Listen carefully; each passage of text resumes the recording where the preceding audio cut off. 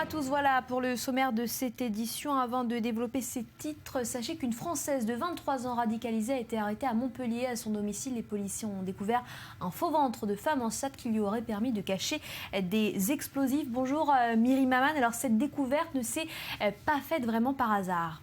En fait, c'est par hasard, puisque sa mère, la mère de cette jeune femme qui s'appelle Camille, de 23 ans, avait porté plainte contre elle la semaine dernière pour un problème d'héritage. La jeune femme avait hérité de son père. Eh bien, la mère estimait que c'était un abus de faiblesse de la part du mari. Donc, les policiers enquêtent auprès d'elle. Et qu'est-ce qu'ils découvrent? Eh bien, ils découvrent qu'elle allait régulièrement, ces derniers temps, sur des sites djihadistes. Et également, elle se renseignait sur les attentats suicides, comment les mener. Les policiers donc confient cette enquête à la DGSI, aux renseignements, afin qu'eux puissent creuser.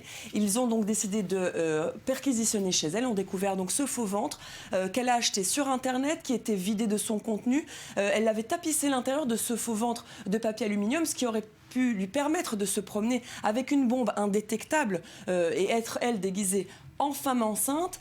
Au-delà de ça, elle explique que donc elle voulait voler, qu'elle voulait utiliser pour du vol à l'étalage ce ventre de femme enceinte. C'est une jeune femme radicalisée, vous l'avez dit, elle est convertie à l'islam et son mari a également été interpellé et arrêté. Il s'agit d'un franco-tchadien.